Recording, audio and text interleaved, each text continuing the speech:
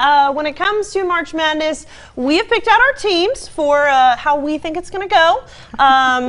As you can see here, Rochelle went with the home team. I have to. Listen, I love Tech, and I really would love Tech to win, but I feel like there's some pretty strong contenders this season, and unfortunately, I don't have them making it all the way. I do have Michigan State going all the way. Okay. So, and Michigan's always Michigan and Michigan State are both very strong teams. Yeah. So it should be interesting. I ironically enough have them playing off in the Final Four. Really? So, you know, same state, but last year Michigan made it to the Final Two.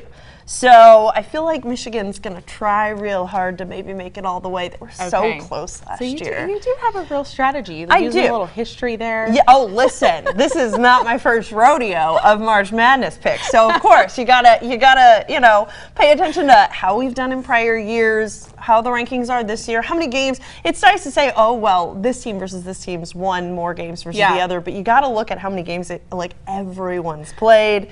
But I feel like sometimes when you do that, March Madness is it's so competition heavy, right? So it is. It's like so many emotions and the adrenaline, and there's so many more added elements. Rather than just looking at the history, you got to look at the skills too, and who really wants to win. You do. And I do have Tech going into the Elite Eight, so I do have them going a pretty far way. I have Tech actually losing to Michigan. So, but the one thing I will say is I actually have no one in the stereotypical Duke, Villanova, UNC. I have none of them heading to the Final Four. Who do you have? Final Four, I got Michigan State, Michigan, as well as Tennessee and Kentucky. And Kentucky's looking pretty good as well. I have Tennessee and, of course, Michigan State going to the Final Two. So we'll see what happens. How about you? Well, okay. My strategy was a little bit different. Like I said, she's like home team. Home team for one. But both of these schools that I chose are my alma maters. Okay, so I had to go with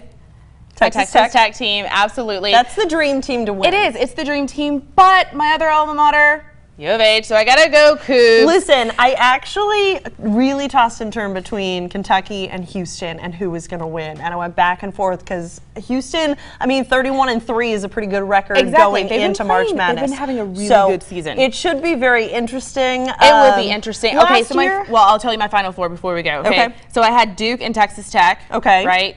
That's going to be a tough game. Duke's not a surprise, but yeah, that will be a very tough game. But I love it, right? And then I've got Virginia and Houston. Virginia's another one that I feel like everyone's picking to win, so I'm not surprised. I'm going with a few more underdogs. I feel like last year we had so many upsets. Loyola not in the playoffs this year, but Sister Jean was my favorite highlight of last year. So maybe we'll have a new highlight this year. She was awesome. Should be interesting. Awesome. Either way, it's going to be awesome, and you can watch it all here on CBS.